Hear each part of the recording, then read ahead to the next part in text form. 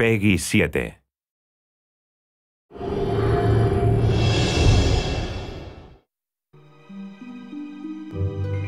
Disney Epic Mickey, The Power of Two, was always planned to be about Oswald as a featured player. Now you get to be.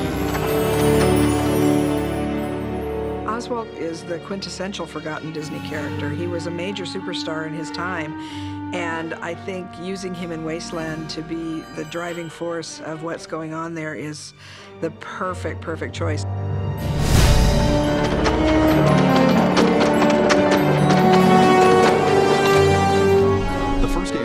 About reintroducing Oswald, reminding the world who he was. In The Power of Two, we really can have this relationship develop in ways that we couldn't before. Walt Disney and Iwerks created Oswald the Lucky Rabbit in response to a request from Charles Mintz, who was their distributor. They wanted a new character and created a cartoon called Trolley Troubles. It came out in 1927 and was an instant hit pretty much with the public.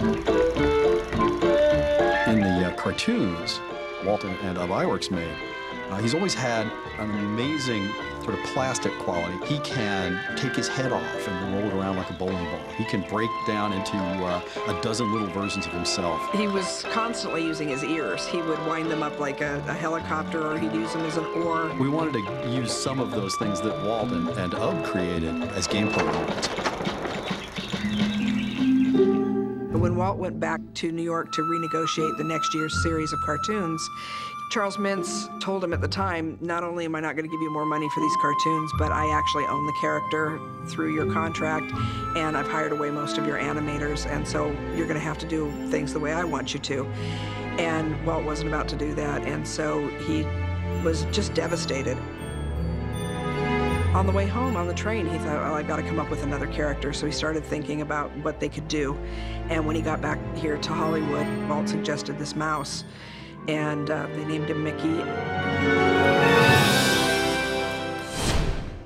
Bob Iger, who was the CEO of the company, was very involved in negotiations with Universal in 2006 to let Al Michaels, the sportscaster, out of his contract with ABC.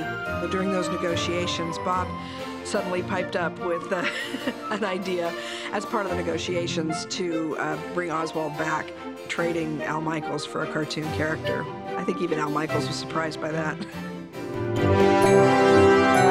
Having something like this come up, something cutting edge and brand new, reawaken an interest in a character that's been gone for over 80 years is really exciting to a historian. But the fact that he's taking that next step is huge for me. I love that little guy to death, and I want to see him as big and as famous as Mickey. So this is his next step towards having his own star on the Hollywood Walk of Fame, you know?